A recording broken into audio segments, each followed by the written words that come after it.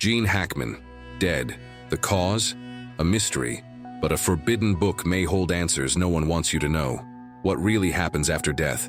What might Gene Hackman have discovered before he passed? Banned book exposes the truth about Hackman's death. The ancients already knew this secret, hidden knowledge sealed within the pages of one of the most mysterious books in the world. And now, it has resurfaced. Life after death, consciousness, the journey of the soul. What if everything we've been taught about death is wrong? The truth about Gene Hackman may be connected to something much bigger, and you're about to find out. Death, an inevitable event, an unfathomable mystery. For some, the absolute end. For others, just the beginning of a journey beyond human comprehension. Recently, the United States was shaken by unexpected news. Gene Hackman, one of Hollywood's greatest icons, was found dead alongside his wife in their home in Santa Fe, New Mexico. A legendary actor, a man whose presence marked generations, now silenced by the inevitable mystery of the beyond. The details remain unclear. Reports mention poisoning, ventilation system failures, but among the speculation, one peculiar detail has started to draw attention. A term that few have noticed but may hold a much deeper meaning than it seems. Mummification. Mummification? Why? What does that have to do with Gene Hackman's death? This word, usually associated with ancient rituals and spiritual preservation practices, didn't just appear by chance. There is something in this story that isn't being openly discussed. Whenever a public figure dies, a wave of collective attention follows. Mourning, curiosity, tributes. But what happens beyond what we can see? What really happened when Hackman's heart stopped beating? Did his consciousness simply dissolve into the void? Or was it guided through an invisible portal? A passage few understand and many can't even imagine exists. Perhaps Hackman, in his final scene, came face to face with a truth that had always been hidden and is now about to be revealed. When someone like Gene Hackman leaves this world, something happens. Not just in a physical sense, but on a more subtle level, one invisible to the common eye. News of his death spread quickly, shocking fans worldwide. Reports point to possible causes like poisoning and ventilation system failure, but something doesn't add up. A strange detail has begun circulating behind the scenes of this story, a term that few have noticed, but that may hold a hidden clue about this transition. Mummification. Mummification? What does that have to do with Gene Hackman? Why did this word, usually tied to ancient rituals and spiritual preservation practices, appear at this exact moment? The death of a major public figure always brings shock, tributes, and remembrance. But there's something deeper happening behind the scenes of this farewell spectacle, something rarely discussed. Whenever an icon passes, a peculiar phenomenon unfolds. The intense media attention, the memories, the emotions of fans, all of it creates a powerful vibrational field, a collective energy that seems to keep their presence alive, even in absence. But what really happened the moment Hackman's heart stopped beating? Did his consciousness simply fade into nothingness? Or was it led through a portal that few understand, and many can't even imagine exists? Ancient civilizations have pondered this question for centuries. Some believed that a soul, without proper preparation, could become lost between worlds. Others taught that death is not the end, but a passage, and that only those who know the way can move forward without fear. What if Hackman's death wasn't just the end of his story, but the beginning of something most people aren't ready to understand? The death of a major public figure never happens in silence. It echoes, it spreads, and in a way, it transforms into a collective event. No matter where you are, the news reaches you. Headlines flood the media, tributes multiply, old interviews resurface, and images that once felt distant are now revisited with a new perspective. But there's something few people notice, something happening behind the scenes of this commotion. When millions of people focus their thoughts on a single name, an invisible force begins to take shape. This collective energy doesn't just fade into the air, it concentrates, it projects itself. And in some ancient traditions, it is believed that this vibration can directly influence the fate of a soul after death. Perhaps this explains why some personalities seem to never truly disappear. John Lennon, Marilyn Monroe, Elvis Presley, their voices still echo, their images remain everywhere, and the feeling that somehow they are still here, never fully fades. What makes some people immortalized while others vanish into oblivion? Is there more to it than just memory? In ancient times, it was believed that the transition to the other side wasn't solely dependent on the individual, but also on how they were perceived by the living. Some traditions speak of spirits remaining connected to the material world due to the intensity of emotions still surrounding them. Others suggest that death is not a single event but an ongoing process, shaped by what we leave behind. What if the collective attention surrounding Gene Hackman isn't just mourning, but a portal of energy that in some way keeps him among us? Is death just an instant or a passage? When the heart stops, does consciousness simply fade away, or does it awaken to something beyond our perception? Since the dawn of humanity, this question has echoed through civilizations. Kings and beggars, scientists and mystics, all at some point have faced this mystery. Different traditions, separated by eras and continents, seem to point toward the same hidden truth. Death may not be the end, but a transition. People who have had near-death experiences describe something unsettling: the sensation of seeing themselves outside their own bodies. Time slows down, matter no longer weighs on them. For some, a tunnel of light appears. For others, fragmented memories emerge, like echoes of an existence refusing to disappear. But what if death isn't a sudden event, but a process? If we look at the oldest spiritual traditions, we'll notice a fascinating pattern. Almost all of them speak of a journey that begins the very moment the body shuts down. Some describe this passage as a transition between dimensions, where the mind, freed from matter, comes face to face with realities that defy all known logic. But there's an even more unsettling detail. Many of these traditions teach that the way a person lives determines what they encounter on the other side. What does this mean? It means that death may not be a random event, but something we can prepare for. And this leads us to an inevitable question. If Gene Hackman had known that his final scene in real life was about to unfold, would he have faced it differently? Or did he already know? Among all the information that surfaced after Gene Hackman's death, one detail stood out. Something that shouldn't have been there: mummification. But why? What does this word mean in this context? Mummification isn't just a process of preserving the body. For the ancient Egyptians, it was a passage, a meticulous ritual designed to ensure that the soul found its way in the afterlife. Every step had a purpose: to protect, guide, and make sure consciousness didn't get lost in the unknown. But what if this concept isn't confined to the past? Even today, in certain traditions, mummification isn't seen merely as a physical preservation method, but as a symbol of transition. Some beliefs hold that true preservation doesn't happen in the body, but rather on an unseen plane, where an individual's identity, memory, and energy continue to exist in some form. And so the big question arises: why did this word appear in connection with Gene Hackman's death? Was it just a mistake, an insignificant detail, or a clue to something much bigger, something only a few are able to see? Death, a definitive end or a passage? Since the dawn of humanity, this question has haunted kings and beggars, sages and skeptics alike. For some, dying is simply vanishing. For others, it is the beginning of something beyond all comprehension. At this point, it's clear: death is not the end, but a transition. And understanding this passage can completely change the way we live and how we leave. If this knowledge is opening your mind to something bigger, hit the like button now. This helps more people discover this truth and prepare for the journey ahead. Now let's go even deeper, because what comes next might transform everything you've believed until now. But what if death is neither an end nor a rebirth? What if, in reality, it is a portal? Many ancient traditions speak of a threshold between worlds, a space where the laws of matter no longer apply, where time dissolves, where identity disintegrates and rebuilds itself. For some, it is a realm of visions and revelations. For others, a reflection of the energies we accumulate throughout life. But there is something even more intriguing. Accounts of near-death experiences reveal strikingly similar descriptions: the sensation of floating outside the body, a tunnel opening into the void, blinding lights, silent presences watching.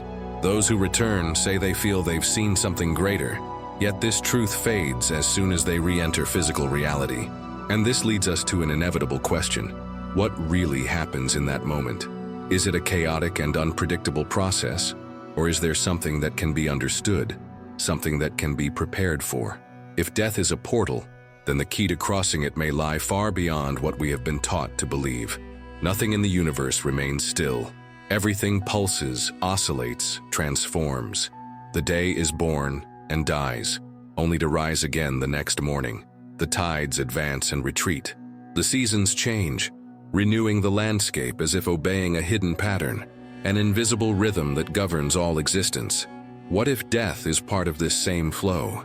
Since ancient times, civilizations have viewed death not as an end, but as a passage into another phase of a greater cycle.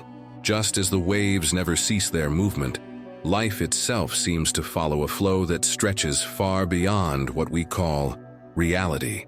For these traditions, death was not an isolated event, but an interval, a pause between one cycle and the next. This idea repeats across different cultures, shaping beliefs about reincarnation, spiritual transition, and the continuity of consciousness. But there is something few people realize. If everything in the universe follows a rhythm, could death be understood and crossed consciously? Could those who recognize this flow navigate through it instead of being swept away by its currents? If everything is cyclical, then death is not a collapse but an inevitable shift in state. The only question is, who is truly prepared to recognize this rhythm? Nothing in the universe is ever truly still. Everything vibrates. Everything moves. What appears solid, a rock, a body, a thought, is in reality a field of energy pulsing at frequencies our ordinary senses cannot perceive. What if consciousness follows this same rule? Since ancient times, spiritual traditions have claimed that death does not destroy the essence of being, it only alters its vibration. Just as ice melts into water and then evaporates without ceasing to exist, consciousness does not fade, it simply transforms. But this transition does not happen randomly. Many cultures speak of the existence of invisible planes, dimensions that coexist with ours, but can only be accessed by those whose frequency resonates with them. According to these teachings, what we think, feel, and cultivate in life determines where we will be guided after death. This leads to an inevitable question. If death is not the end but a shift in state, can we influence this transition? Can the way we live shape where we go when our vibration changes? If consciousness does not vanish, then death is not destruction, but a passage into a new level of existence. The only question that remains is, are we preparing for this journey? As above, so below. As within, so without. This ancient axiom holds a profound truth. What exists on one level of reality is reflected on another. The micro and the macro follow similar patterns. The atom mirrors the structure of a galaxy. The human mind reflects the laws that govern the universe. What if this also applies to death? What if what we encounter on the other side is not a fixed destination, but merely a reflection of what we already carry within us? Many spiritual traditions teach that the afterlife experience is not the same for everyone, but shaped by one's own consciousness. If someone lived trapped in fear, attachment, and illusion, their passage will be marked by those same vibrations. But if they cultivated clarity, wisdom, and balance, their journey will be different. This could explain why accounts of near-death experiences vary so much. Some describe light, peace, and a sense of returning to something familiar. Others speak of darkness, confusion, and chaos. What changes? The frequency of the one crossing the threshold. If death follows the same laws that govern life, then the real question isn't just what happens afterward, but rather, what are we cultivating within ourselves right now that will be reflected when that inevitable moment arrives? Death takes nothing from us except what we carry within. Titles, possessions, status, achievements, everything we build in the material world stays behind. What remains is the essence of who we truly are. But what happens when someone spends their entire life clinging to the fleeting? Many spiritual traditions teach that the greatest obstacle in the passage of death is not the body, but attachment, the fear of letting go, the resistance to release, the desperate attempt to hold on to something that no longer exists. If death is a passage, then it requires lightness. Those who cross this threshold carrying emotional burdens may find themselves trapped in illusions, wandering through echoes of a world that no longer belongs to them, reliving scenes, trying to grasp what can no longer be held. But those who, while still alive, learn to detach, to let go, to understand that nothing truly belongs to us, experience death as a liberation rather than a burden. This leads us to an inevitable question. Are we living in a way that prepares us to leave, or are we chaining ourselves to a world we will one day have to abandon? If death is the moment when everything dissolves, what will remain when everything we clung to disappears? Most people avoid thinking about death. They live as if it were a distant event, something that only happens to others. But what if that is the greatest mistake we could make? Throughout history, spiritual masters have not seen death as a tragic end, but as a preparation, a training, a daily practice. This may sound strange to the modern mind, but think about it. If death is inevitable, wouldn't it make sense to prepare for it? According to these teachings, death doesn't begin with the last breath. It happens throughout life. With every ending, every deep transformation, we experience small deaths. The closing of a chapter, the end of a relationship, the loss of something we once thought was essential. The difference is that these small deaths give us the chance to learn to let go before the final one arrives. That's why ancient traditions developed practices to train the mind for this moment. Meditation, contemplation of impermanence, exercises in detachment, all of them have a single purpose: to prepare consciousness for the instant when everything transient dissolves. And this leads to an essential question. Are we merely living by some, or are we preparing to die? Because for those who understand this mystery, death is not an end. It is life's final lesson. At this point, it's clear, death is not the end, but a transition. And understanding this passage can completely change the way we live and how we leave. But there's something even deeper, something few truly know. If you want to go further and uncover the most hidden secrets of this journey, watch the next video. It will be available right after this one. Now, tell me in the comments, what was the most powerful insight you've had so far? And if you're not part of the channel yet, subscribe now. That way you'll make sure you're ready for the next revelations, because what's coming next could change everything. If there is ever a moment when the mind must be fully awake, it is at the moment of death. Near-death experiences often describe a sudden expansion of consciousness, a moment where time slows down, the senses heighten, and reality seems to unfold into unknown dimensions. But for many, this moment arrives shrouded in fear, confusion, and disorientation. What if it didn't have to be that way? Various spiritual traditions teach that the mental state at the time of death profoundly shapes the experience of crossing over. Fear and attachment can create resistance, trapping consciousness in cycles of illusion. Clarity and acceptance, on the other hand, can turn death into a peaceful and liberating process. This means that, just as we train the mind to navigate the challenges of life, we can also train it to cross death with awareness. Practices such as meditating on impermanence, cultivating presence, and letting go are not just tools for improving life, but for preparing consciousness for the most decisive moment of existence. And this leads to an unavoidable question. When that moment comes, will we be ready to cross it with clarity, or will we be swept away by fear and illusion? If the final threshold were to open before us right now, would we know how to step through it? If death is a passage, it makes sense that there are ways to cross it with greater awareness. Since ancient times, civilizations have sought ways to guide those who depart. Some rituals focused on preparing the body, believing it would still play a role in the post-death journey. Others centered on the mind, teaching practices that could help consciousness awaken at the moment of transition. In occult traditions, symbols, mantras, and sacred geometries were used to guide the soul along the right path. It was believed that such knowledge could open portals, align the vibration of consciousness, and prevent the spirit from becoming trapped in intermediate states. But this raises a fundamental question. If preparation for death influences what happens afterward, what becomes of those who leave without any preparation? Do they simply awaken in a new state? Or do they remain wandering, trapped in illusions, because they never learned the way? Death takes the body, but what about presence? What happens to those whose names never fade away? Gene Hackman may have departed, but his image, his words, and his essence remain alive. His work echoes through time, refusing to disappear.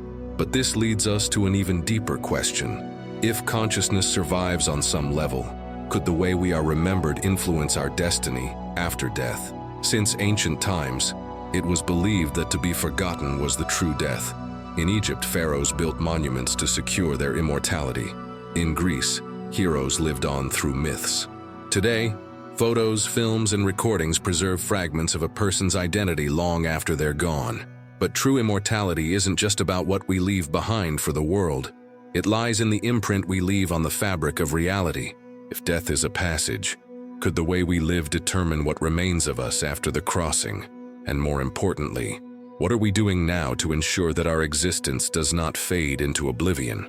Gene Hackman's death is not just the end of a journey. It is a reminder of something we all avoid facing. One day, it will be us. No matter how grand a life may be, how brilliant a mind, how memorable a legacy, everything, one day, comes to an end. The question is not if death will come, but when. And when that moment arrives, will we be ready? Throughout this video, we have explored the mysteries of the transition between life and death. We've discovered that death may be more than just lights fading out. It may be a passage, a shift in state, a reflection of what we have cultivated throughout our existence. We've seen that attachment imprisons us, while detachment sets us free.